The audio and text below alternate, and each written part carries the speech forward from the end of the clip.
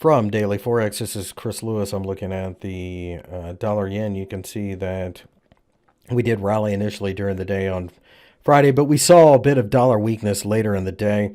The 10-year yields have been falling, and that is one of the major catalysts for the rising U.S. dollar overall. So I think we're going to see a little bit of softness.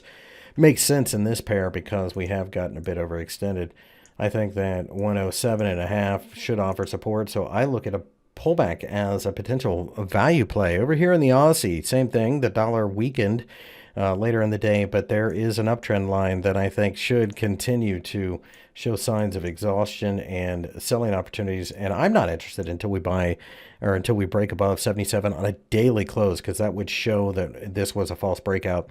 Otherwise, 0.75 would be the next target, then 0.7250.